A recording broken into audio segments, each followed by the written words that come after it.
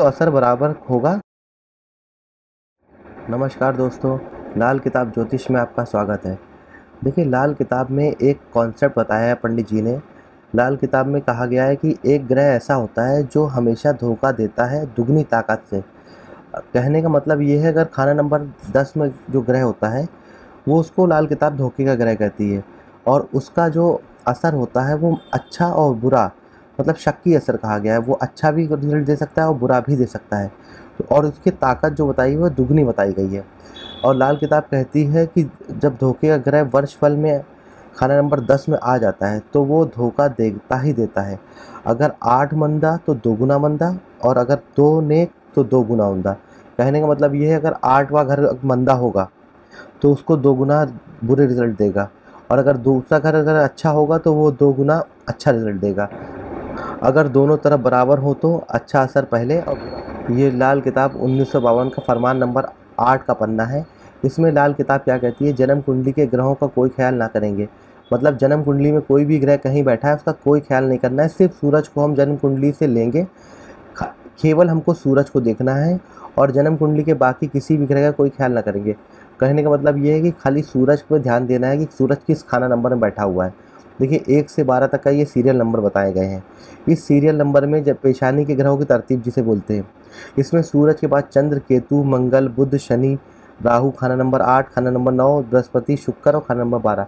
यही जो ये सीरियल नंबर है, क्रम जो है, इसी क्रम से हमेशा चलेगा। बस खाली जैसे मान लीजिए सूरज खाना नंबर 10 में है तो 10 के आगे सूरज लिख देंगे, और यहाँ पे फिर चंद्र हो जाएगा, यहाँ केतु हो जाएगा, यहाँ पे आपका मंगल, यहाँ बुध। ऐसे ही ये क्रम यही रहेगा। सूरज को खाली जन्म कुंडली में देखना है और सूरज को यहाँ पे लिख देना है। अब देखिए, मैंने ये इसके रूल लिखे हैं। जन्म कुंडली में देख लें कि किस खाना नंबर में है, उसको सीरियल नंबर के आगे लिख दें। सूर्य को आपने देख लिया, मान लीजिए सूरज खाना नंबर 5 में है तो सूरज यहाँ 5 के आगे सूरज लिख दिया। फिर यहाँ पे 6 के आगे चंद्र हो जाएगा, 7 के आगे जो है केतु हो जाएगा, 8 के आगे मंगल हो जाएगा, और 9 के आगे फिर आपका जो है बुध हो जाएगा, 10 के आगे शनि हो जाएगा, 11 के आगे राहु हो जाएगा, और 12 के आगे खाना नंबर 8 का ग्रह हो जाएगा। बस खाली ये जो क्रम है, क्रम यही रहेगा, और खाली सूरज को आपको कुंडली से देख लेना है। अब देखिए, ये जो धोखे ग्रह की जो लाल किताब में कुंडली बताई गई है, खाना नंबर सूरज नंबर 11 वाली कुंडली लाल किताब में बताई गई है फरमान नंबर 8 में। अब इसकी कुंडली तो पंडित जी ने बनाई नहीं है, तो मैंने आपको समझाने के लिए एक कुंडली बना दी है छोटी सी, कि आप समझ सकें। देखिए, कुंडली की तरतीब जो कहती है, ये सूरज खाना नंबर 11 में है तो 11वें नंबर के आगे सूरज ने लिख दिया है, तो हमने सूरज को खाना नंबर 11 में लिख दिया। अब सूरज के बाद क्या आता है, सूरज के बाद आता है चंद्र, चंद्र के बाद आता है केतु, उसके बाद मंगल, बुध। ये क्रम को किस कुंडली से नहीं देखना है। उसके बाद शनि आता है, उसके बाद राहु आता है, उसके बाद आता है खाना नंबर 8 का ग्रह राहु के बाद। अब खाना नंबर 8 का ग्रह चंद्र बृहस्पति है, तो हमने खाना नंबर 8 में चंद्र बृहस्पति लिख दिया। उसके बाद आता है खाना नंबर 9 का ग्रह। खाना नंबर 9 खाली होने के कारण ये बृहस्पति, क्योंकि खाना नंबर 8 में तो गुरु आ चुका है, तो खाना नंबर 9 खाली है, तो खाना नंबर 9 खाली होने की हालत में यहाँ पे गुरु लेंगे, तो इसलिए बृहस्पति लिखा हुआ है खाना नंबर 9 के लिए। उसके बाद 10 में गुरु लेते हैं, तो 10 का गुरु तो भी तीसरी बार भी गुरु आ गया, और 11 उसके बाद जो है शुक्र लेते हैं। उसके बाद खाना नंबर 12 का ग्रह। सूर्य के बगल में हमेशा खाना नंबर 12 का ग्रह आएगा, क्योंकि सूर्य से स्टार्ट होता है और खाना नंबर 12 पे कुंडली खत्म होती है, तो खाना नंबर 12 में ये बुध आ गया।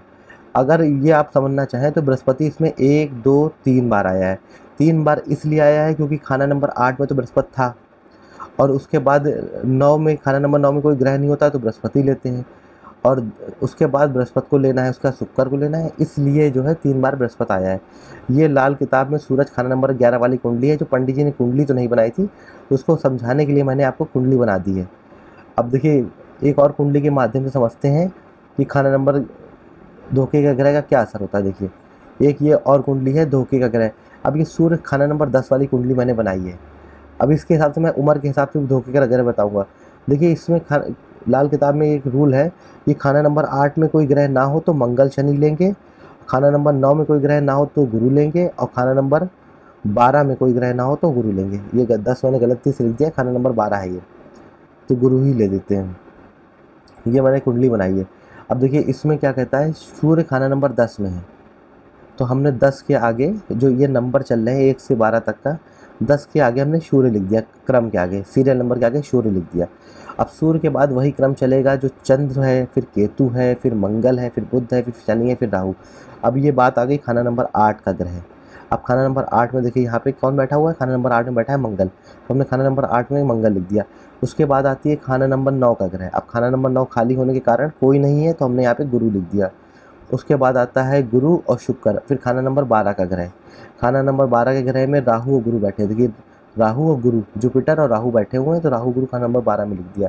सूर्य के पीछे हमेशा खाना नंबर 12 का ग्रह आएगा। कोई भी ग्रह 2 जगह लिखा हो तो शक ना करें, मतलब अगर कोई भी ग्रह 2 बार 3 बार लिख जाए तो उसका कोई शक नहीं होगा, लाल किताब का ये रूल है। अब इसी कुंडली की उम्र के हिसाब से धोखे के ग्रह ढूंढते हैं। अब आपने देख लिया कि धोखे का ग्रह, इसमें ये जो धोखे के ग्रह का कॉन्सेप्ट है ये उम्र के हिसाब से निकाला जाता है। ये देखिए, ये मैंने वही जैसे मैंने लिखा था खाना नंबर 10 में सूर्य, उसका चंद्र, केतु, मंगल, बुध, शनि, राहु।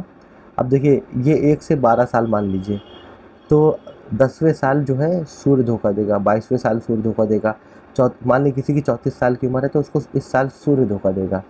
अगर किसी की जो है 32 साल की उम्र है तो शुक्र धोखा देगा। शुक्र मतलब स्त्री से धोखा मिल सकता है, उसको स्त्री से जुड़ी चीज़ों से धोखा मिल सकता है, जानदार और बेजान किसी भी चीज़ों से धोखा मिल सकता है। ये गुरु है, अगर 31 साल का कोई व्यक्ति है या 43 साल का व्यक्ति है तो उसको गुरु से धोखा मिल सकता है। गुरु हमारे पूर्वजों को भी, पिता, बाबा, दादा को दिखाते हैं, हमारे ज्ञान को दिखाते हैं, या हमारे खिलाफ कोई झूठी अफवाह फैल जाए तो ये गुरु धोखा देगा। धोखे के ग्रह का मतलब ये होता है कि ये आपके लिए अच्छा भी हो सकता है और बुरा भी हो सकता है। ये एज होती है 1 से 12 तक आपने लिखा, सूर्य को जिस खाना नंबर में उसमें बैठाना, उसके बाद वो ग्रहों को उसी क्रम से चलाना है और नंबर को उसके बाद चलाते रहना है। तो ये उम्र के हिसाब से धोखे का ग्रह निकल आएगा। अब मान लीजिए किसी की 65 साल की उम्र है, तो 65 साल की उम्र में उसको मंगल धोखा देगा। मंगल भाइयों का कारक होता है, मंगल हमारी ऊर्जा का कारक होता है, मंगल हमारे जो है खून का कारक होता है। तो खून से जुड़ी हुई समस्या हो सकती है, भाई के माध्यम से बहुत ज़्यादा प्रॉफिट हो सकता है, या भाई आपके नुकसान का कारण बन सकता है। तो धोखे में क्या होता है, इसको देखने के लिए खाना नंबर 8 और खाना नंबर 2, इसका जो फैसला करेगा वो खाना नंबर 8 और खाना नंबर 2 करेगा।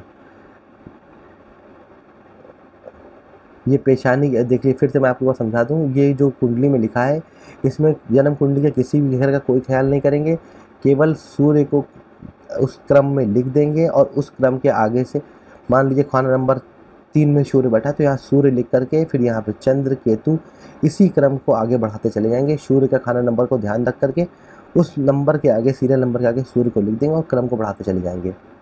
ये पहला नियम है। और फिर जो है 10 की, और ये कहता है जब वर्ष फल में ये खाना नंबर 10 का ग्रह, जन्म कुंडली के खाना नंबर 10 का ग्रह जब वर्ष फल में खाना नंबर 10 में आएगा तो धोखा अच्छा या बुरा धोखे का ग्रह होगा। अब अगर नीचे दी हुई फेरिस्त के मुताबिक वो खाना नंबर में आ गया तो धोखे का ग्रह साबित होता है, ऐसे में ज़रूर धोखा देगा। मतलब अगर जिस फेरिस्त के हिसाब से धोखे का ग्रह खाना नंबर 10 में आ गया उस वर्ष फल में, तो वो भी धोखा देगा। तो ये था कुल धोखे का ग्रह का कॉन्सेप्ट। इसको आप बहुत आसानी समझ सकते हैं। किसी भी कुंडली में आपको लगाना हो, सर्वप्रथम आपको सूर्य को देखना है। इसमें देखिए नोट करने वाली चीज़ें क्या है, खाना सूर्य को नोट कर लिया आपने, खाना नंबर 8 के ग्रह को नोट कर लिया, खाना नंबर 9 के ग्रह को नोट कर लिया और खाना नंबर 12 के ग्रह को नोट कर लिया। इन तीनों को नोट कर लीजिए। अगर 8 में कोई ग्रह नहीं है तो मंगल शनि को लेंगे, और 9 में कोई ग्रह नहीं तो गुरु को लेंगे, 12 में कोई ग्रह नहीं तो गुरु को लेंगे। इसी तरह से आपको इन तीनों में अगर कोई नहीं है तो लेंगे, अगर कोई ग्रह लिखा है तो उसको लेंगे। अब बस सूर्य को आपको देखना है कि कुंडली में सूर्य किस खाने नंबर में बैठा है, उसके आगे सूर्य के सीरियल नंबर के आगे सूर्य लिख देना है। देखिए 10 में बैठा है तो 10 सीरियल नंबर के आगे सूर्य लिख दिया।